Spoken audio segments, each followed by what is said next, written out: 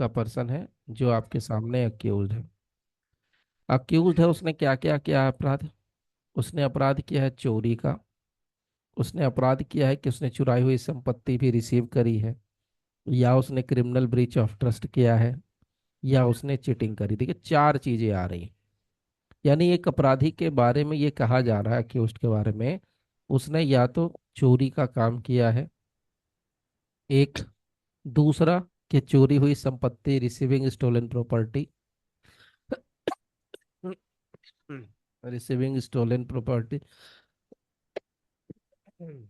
Receiving stolen property का offence commit किया है।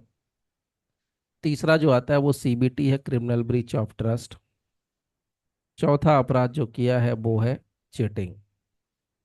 तो ये चार ऑफेंस यहाँ पर दिख रहे हैं सामने से।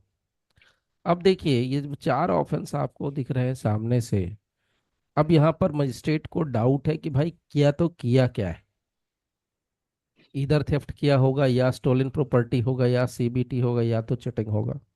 तो जब मजिस्ट्रेट को या कोर्ट को डाउट हो जाएगा तो यहाँ पर ये कानून, ये लॉ राइट देता है कि as a magistrate, as a court, आप चारों अपराधों के लिए चार्ज फ्रेम कर सकते हैं, या किसी एक, या इसमें से इसके लिए, या इसके लिए, या इसके लिए, या इसके लिए, इनमें किसी एक के लिए भी आप चार्ज फ्रेम कर सकते हैं। देखिए क्या लिखा है। यहाँ लिखते हैं ही मे बी चार्ज्ड। क्या लिख रहा है? He may be charged. He may be charged, उसको चार्ज किया जा सकता है। ही मे बी चार्ज्ड किसके लिए? With theft.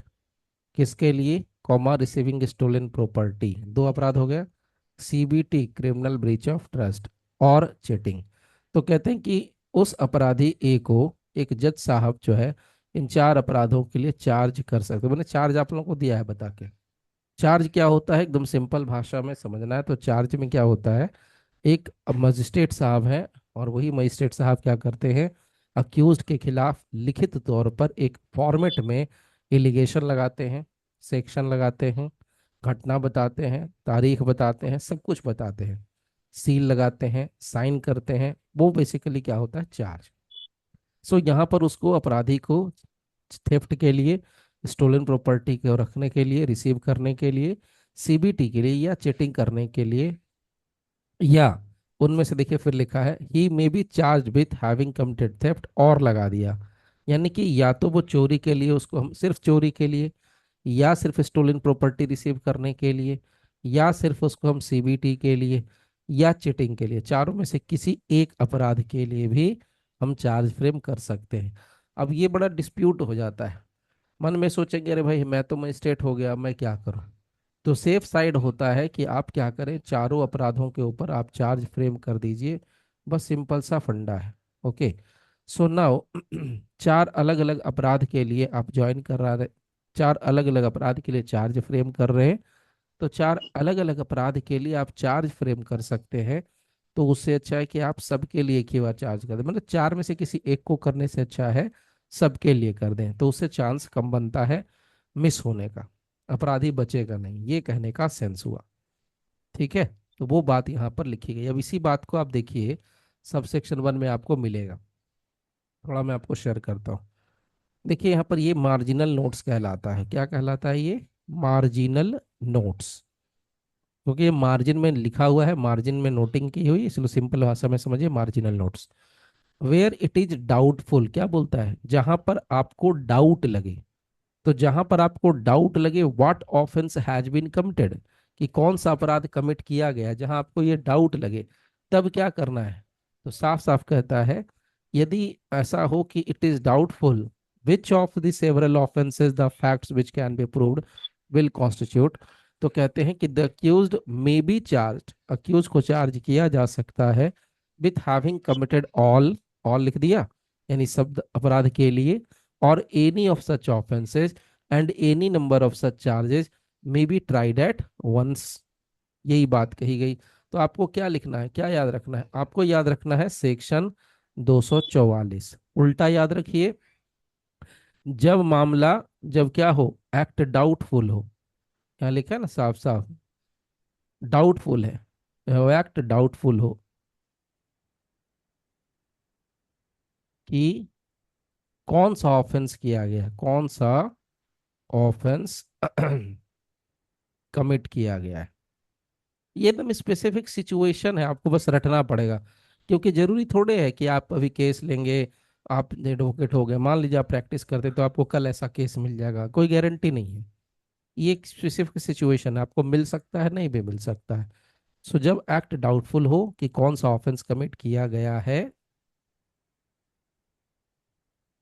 तब की बात कर रहे हैं। तब सेक्शन 244 को याद कीजिए आप, और 244 का sub section 1,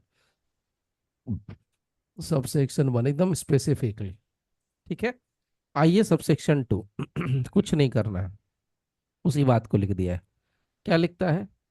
if in such a case the accused is charge with one offence. मान लीजिए कि हम 4 अपराध बता रहे थे, थेफ्ट बता रहे थे, ठीक, हमने रिसीविंग स्टोलन प्रॉपर्टी बताया, हमने सीबीटी बताया, हमने चिटिंग बताया, 4 ऑफेंस बताए। सब सेक्शन 2 कहता है कि मान लो किसी एक अपराध के लिए ही चार्ज फ्रेम किया गया, 3 के लिए नहीं किया गया। ध्यान से समझिए, एकदम हार्डकोर प्रैक्टिकल शेयर कर रहे हैं। If in such a case the accused is charged with one offense and it appears in evidence that he had committed a different offense for which he might have been charged under the provisions of section 1। तो हमने सिर्फ किया theft के लिए, ये 3 हमने किया ही नहीं। अब क्या हो गया, थेफ्ट को साबित करना। देखिए थेफ्ट क्या है, अपराध। अब इसका हमने बना दिया चार्ज। अब ये चार्ज बनाने के बाद हमने इसका शुरू कर दिया ट्रायल।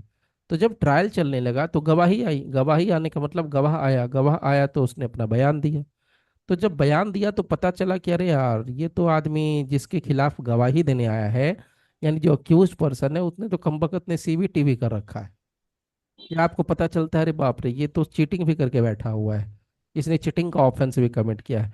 तो आपको इस बात की आज़ादी देता है 244 कि आप बाद में कोई दूसरा तीसरा चौथा सेक्शन भी आप ऐड कर सकते हैं। तो यहाँ पर देखिए साफ साफ लिखा है, ही, कहाँ गया, ही का मतलब अक्यूज्ड, मे बी कन्विक्टेड, साफ सुथरा लिखा, ही मे बी कन्विक्टेड, कन्विक्ट मतलब दोषी करार कर देना।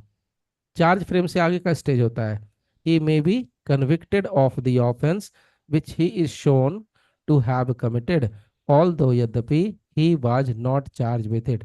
हालांकि उसके लिए चार्ज फ्रेम नहीं किया गया, मतलब जैसे कि रिसीविंग स्टोलन प्रॉपर्टी के लिए चार्ज फ्रेम नहीं किया गया, सीबीटी के लिए चार्ज फ्रेम नहीं किया गया, या चिटिंग के लिए चार्ज फ्रेम नहीं किया गया। इवन दो आप ध्यान रखिएगा, इस बात को याद रखिएगा, पूछेगा इंटरव्यू में, एज ए मजिस्ट्रेट क्या आपके पास पावर है कि जिस अपराध के लिए आपने चार्ज फ्रेम नहीं किया है, क्या उसके लिए आप किसी अपराधी को, अक्यूज पर्सन को चार्ज कन्विक्ट कर सकते हैं? जिस अपराध के लिए आपने चार्ज फ्रेम नहीं किया, उसके लिए आप कन्विक्ट कर सकते हैं? This is the simple question, the answer is yes, कर सकते हैं। और ये बात कहाँ से आती है निकल के? 244 का सबसेक्शन 2। ठीक है।